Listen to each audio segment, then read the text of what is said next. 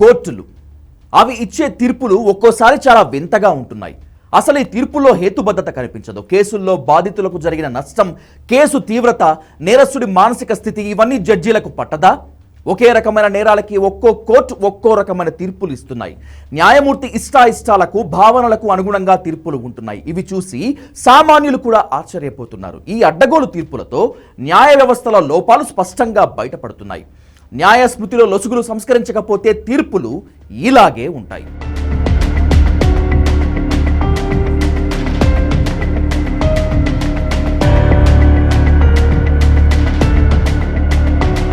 Kolkata RG Kar hospital trainee doctor rape and murder case తీర్పు ఇచ్చింది Sealdah CBI court.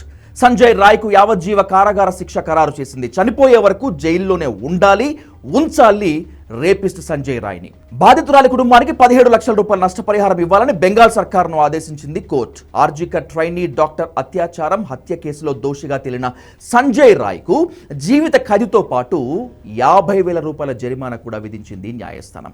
ఇదే రోజు కేరళలోని నెయ్యంటికరా కోర్టు ప్రియుణ్ణి చంపిన యువతికి ఉరిశిక్ష వేసింది. 2022లో గ్రేష్మా అనే యువతి తన ప్రియుడు శ్రవణ్కి కూల్ డ్రింక్లో పురుగుల మందు కలిపి ఉద్దేశపూర్వకంగా మర్డర్ చేసింది. ఇది చాలా క్రూరమైన కేసుగా పరిగణిస్తూ కోర్టు ఆమెకి ఉరిశిక్ష వేసింది. ఈ రెండు కేసులు చూస్తే మన దేశంలో కోర్టులు అవి ఇచ్చే తీర్పులు ఎంత చిత్ర విచిత్రంగా ఉంటాయో అర్థమవుతుంది.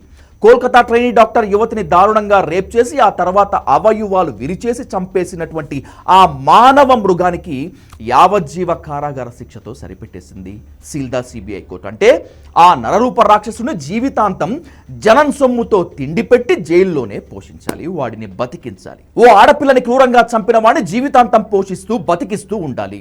సిల్దా సిబిఐ కోర్టు తీర్పు పట్ల జనంలో తీవ్ర అసంతృప్తి వినిపిస్తుంది. ఇలాంటి తీర్పుల వల్ల నేర మనస్తత్వం ఉన్న వాళ్ళు మరింత ధైర్యంగా నేరాలు చేస్తారు. ఓ ఆడపిల్లను రేప్ చేసి చంపేస్తే ఇంతకన్నా ఇంకేం జరగదు, మనల్ని జైల్లో పెట్టి పోషిస్తారు అనే భావన నేరస్తులకు కలిగించేలా ఉంది ఈ తీర్పు. ఢిల్లీ సంచలన నిర్భయ రేప్ కేసులో కోర్టు నేరస్తులకు ఉరిశిక్ష వేసింది. అంటే ఢిల్లీలో రేప్ చేసిన వాడికి ఉరిశిక్ష, కోల్కతాలో రేప్ చేస్తే యావజ్జీవ శిక్ష వేస్తారన్నమాట. ప్రాంతాన్ని బట్టి, కోర్టుని బట్టి, జడ్జిని బట్టి జడ్జిమెంట్ మారిపోతుంది. ఓ రేప్ కేసు విషయంలో మీడియా గోల చేస్తే, జనంలో చర్చ జరిగితే తీర్పు మరోలా ఉంటుంది.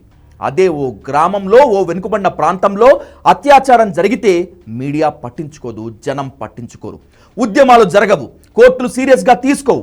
ఏదో చిన్న శిక్ష, జరిమానాతో సరిపెట్టేస్తారు. వాటిని పై కోర్టులో సవాల్ కూడా చేయరు. ఇక బాధితులు పేదవాళ్ళు అయితే out of the court settle చేసేస్తారు. అంటే ప్రాంతం, ఆర్థిక స్థితి, బాధితురాలి అందం, మీడియాలో సంచలనం బట్టి తీర్పు ఉంటుందన్నమాట. నేరం ఒకటే కానీ శిక్ష మాత్రం రకరకాలుగా ఉంటుంది, వేస్తున్నారు. ఇది ఇండియాలో కోర్టులు న్యాయం జరుగుతున్నటువంటి పనితీరు. అంతేకాదు, కేరళ కేసులో యువతి ప్రియుణ్ణి విషమిచ్చి హత్య చేస్తే ఆమెకి ఉరిశిక్ష వేసింది court. Kolkata trainee doctor rape and murder కేసులో మాత్రం యావజ్జీవ శిక్షతో సరిపెట్టేసింది కోర్టు. రెండు హత్యలే కానీ శిక్షలు మాత్రం వేరువేరు. జడ్జిల మనోభావాలకు తగినట్లు, వాళ్ళ మానసిక స్థితికి తగినట్లు తీర్పులు ఉంటున్నాయనే విమర్శలు కూడా వినిపిస్తున్నాయి. అందుకే భారతీయ శిక్షా స్మృతి మారాలి. బాధితుల స్థాయి, ప్రాంతం బట్టి కాక నేరం జరిగిన తీరును బట్టి శిక్ష తీవ్రంగా ఉండాలి. శిక్ష ఉద్దేశం నేరస్తుడిలో మార్పు మాత్రమే కాదు, మరోసారి నేరం జరగకుండా కూడా చూడాల్సిన బాధ్యత.